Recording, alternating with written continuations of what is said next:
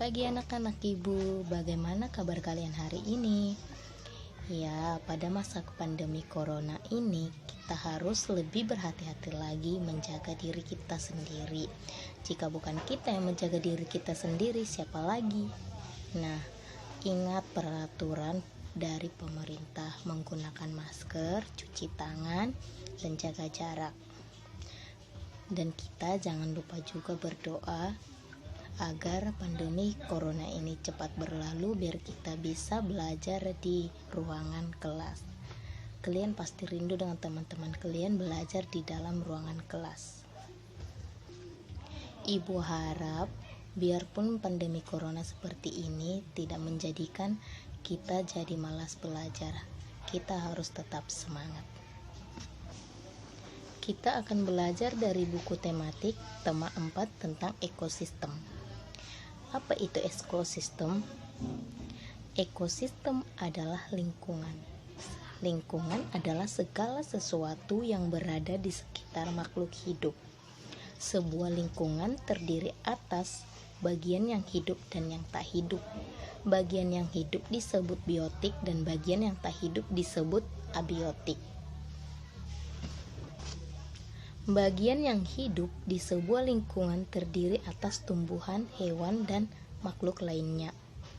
Bagian lingkungan yang tak hidup terdiri atas cahaya matahari, air, udara, dan tanah. Interaksi antara makhluk hidup dan benda-benda tak hidup di sebuah lingkungan disebut ekosistem. Ekosistem terdiri atas individu, populasi, dan komunitas. Individu adalah makhluk hidup tunggal, misalnya seekor kambing, seekor burung, dan sebuah pohon cemara. Tempat individu tinggal disebut habitat. Populasi adalah kumpulan individu sejenis yang menempati suatu daerah tertentu. Contohnya, di sebuah kolam terdapat populasi ikan, populasi tumbuhan teratai, dan populasi lumut. Sementara itu, komunitas adalah populasi makhluk hidup di suatu daerah tertentu. Contohnya, komunitas adalah komunitas sungai dan komunitas padang rumput. Jenis-jenis ekosistem. Ekosistem terdiri atas 2 bagian, yaitu ekosistem alami dan ekosistem buatan.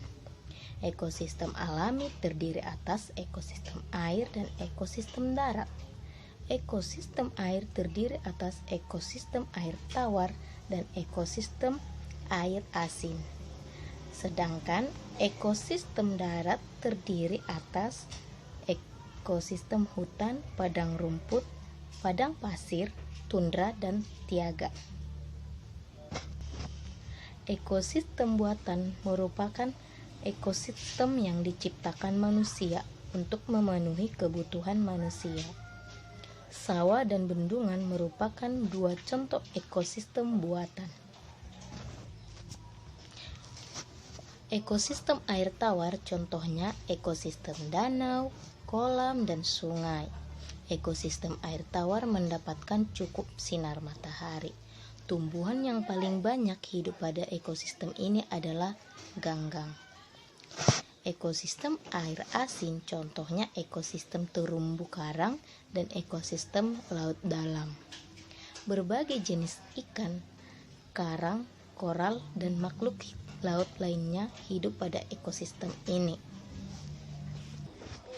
Ekosistem darat contohnya ekosistem hutan hujan tropis, sabana, padang rumput, gurun, taiga, dan tundra. Ekosistem darat ini dibedakan oleh tingkat curah hujan dan iklimnya. Perbedaan tersebut menyebabkan jenis tumbuhan dan hewan yang ada di dalamnya juga berbeda. Tumbuhan seperti rotan dan anggrek serta hewan seperti kera, burung, badak, dan harimau berada pada ekosistem hutan hujan tropis. Penggolongan hewan berdasarkan jenis makanannya. Berdasarkan jenis makanannya, hewan dikelompokkan menjadi 3 golongan. Ketiga golongan itu adalah golongan herbivora, karnivora dan omnivora. Kelompok hewan herbivora merupakan hewan yang memakan makanannya berasal dari tumbuhan. Hewan karnivora adalah sekelompok binatang atau hewan yang memakan hewan lainnya. Sedangkan kelompok hewan omnivora merupakan kelompok hewan yang makanannya berasal dari tumbuhan maupun hewan lainnya. Kita lanjut lagi mengenal letak geografis Indonesia. Letak geografis merupakan letak suatu daerah atau negara dilihat dari kenyataan di permukaan bumi. Letak geografis sebuah daerah atau negara dibatasi oleh letak geografis daerah dan negara lain yang berbatasan. Indonesia terletak di antara dua benua, yaitu benua Asia dan benua Australia. Demikian juga Indonesia terletak di antara dua samudra, yaitu Samudra Pasifik dan Samudra Hindia. Indonesia berbatasan langsung dengan beberapa negara seperti Malaysia, Singapura, Filipina, Vietnam, Papua Nugini, dan Australia.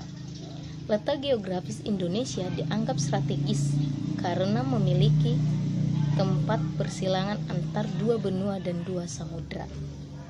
Negara Indonesia merupakan negara kepulauan. Terdapat lebih dari 17.000 pulau berukuran besar dan kecil berada di wilayah Indonesia.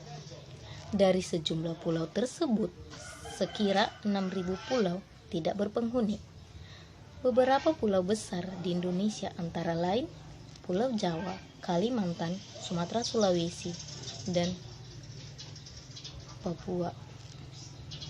Sementara itu, beberapa pulau kecil yang berada di wilayah Indonesia antara lain Pulau Nias, Siberut, Bangka Belitung, Madura, Bali, Lombok, Flores, Ambon, dan Halmahera.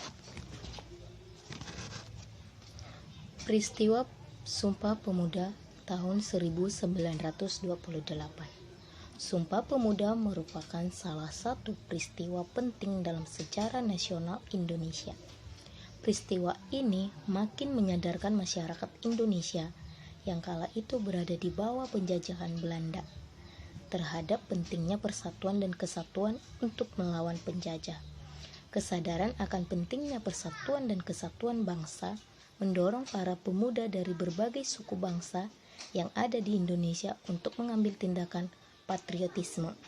Situasi penjajahan Belanda yang diwarnai dengan larangan melakukan kegiatan organisasi mendorong para pemuda berdatangan dari berbagai penjuru Indonesia untuk berkumpul di Jakarta. Kongres Pemuda yang diadakan pada tanggal 27 dan 28 Oktober tahun 1928 melahirkan peristiwa Sumpah Pemuda. Peristiwa ini menginspirasi seluruh lapisan masyarakat Indonesia terhadap pentingnya persatuan dan kesatuan. Pada saat itu, para pemuda yang berbeda suku, adat, dan bahasa bertekad untuk bersatu dengan membacakan Sumpah Pemuda. Sumpah ini merupakan janji pemuda mewakili masyarakat Indonesia untuk bersatu membentuk sebuah negara merdeka yang bebas dari penjajahan. Selain mengucapkan ikrar, pada saat itulah pertama kalinya lagu Indonesia Raya diperdengarkan. Lagu yang diciptakan oleh Wake Rudolf Supratman. Ini meningkatkan semangat persatuan dan kesatuan bangsa di kalangan pemuda untuk segera membentuk sebuah negara yang merdeka dan berdaulat. Setelah merdeka, lagu Indonesia Raya menjadi lagu kebangsaan Indonesia. Kita lanjut lagi, yaitu tentang daur hidup hewan. Hewan sebagai salah satu komponen ekosistem memerlukan lingkungan yang baik dan berkembang biak. Perubahan ekosistem dapat memengaruhi perkembangbiakan. Setiap hewan mengalami tahapan perkembangan tersendiri dan khas. Tahapan pertumbuhan dan perkembangan suatu hewan disebut daur hidup. Di dalam daur hidupnya, ada hewan yang mengalami perubahan bentuk, ada yang tidak. Hewan yang mengalami perubahan bentuk pada tahap tumbuh kembangnya disebut mengalami metamorfosis. Hewan apa sajakah yang mengalami metamorfosis dan tidak mengalami metamorfosis? Ibu akan mencontohkan hewan yang mengalami metamorfosis dan hewan yang tidak mengalami metamorfosis. Hewan yang mengalami metamorfosis sempurna adalah katak dan kupu-kupu. Dan hewan yang tidak mengalami metamorfosis sempurna adalah hewan kecoak. Dan pembelajaran kita yang terakhir yaitu tentang perubahan ekosistem. Ekosistem mengalami perubahan sepanjang waktu. Komponen-komponen di dalam ekosistem dapat mengalami peningkatan dan penurunan jumlah. Ekosistem mengalami perubahan baik secara alami maupun karena kegiatan manusia.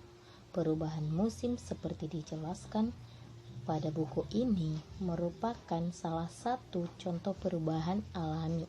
Selain musim, hal yang termasuk faktor perubahan alami adalah bencana alam berupa gunung meletus, gempa, tanah longsor, kebakaran hutan, tsunami, angin ribut, dan banjir. Manusia dapat menjadi faktor penyebab terjadinya perubahan ekosistem. Pembukaan lahan hutan untuk dijadikan sawah dan perkebunan akan mengubah ekosistem. Kegiatan manusia yang menimbulkan pencemaran lingkungan dapat mengubah keseimbangan ekosistem. Masih banyak lagi kegiatan manusia yang dapat mengubah ekosistem. Ya, sekian hasil dari belajar kita untuk hari ini. Sudah bereskan bukunya, tutup bukunya, kita pulang. Hati-hati di jalan ya anak-anak.